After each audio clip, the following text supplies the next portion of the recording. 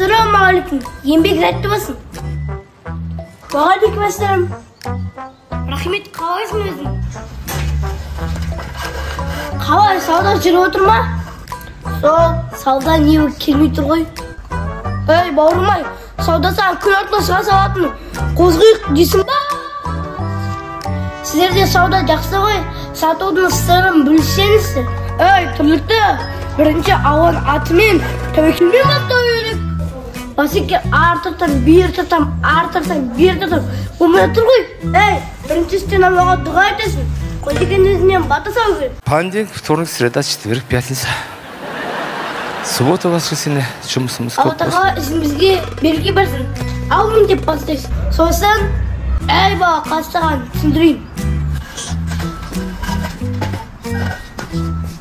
Егіннің ебін, сауданың тегін, ерінбей оқымау зе. Адал бол байтап, адам бол малтап. Қуансаң қуан сол кезде деп Абай атамыз айтқан. Нә, Абай атам аяз бөледі ғой, тура қысыған сетін қасиды ғой. Ей, Абай атам кірсіптік болған ғой. Бірақ Абай атам сөздер тұтмасам ше, енсем көтеріліп қалады. Әрине, Абай атам рухын көтеріп тастайды ғой. Бірақ бір күннен кейін енсем бет түсіп қалады. Неге ғой? Әй, сен түсірмесей, көтеріп жүрсей. Сындыққа иығымды естіп, көтеріп жүрем ба, иығым тауып кетеді ғой. Сөзіңді түсе, әдетіне айналады.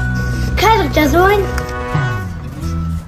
Әдетіңді түсе, мінезіне айналады. Сосын, мінезін сені тағдырын дейді. Абай атам ба? Шәкен айтқан. Қай Шәкен? Жансаяның папасы ма?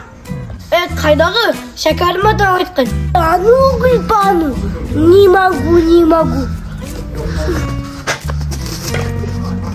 Ай, аталарым-ай, шайнап, тек жұтуым қалдырыпсыңдар ғой бізге.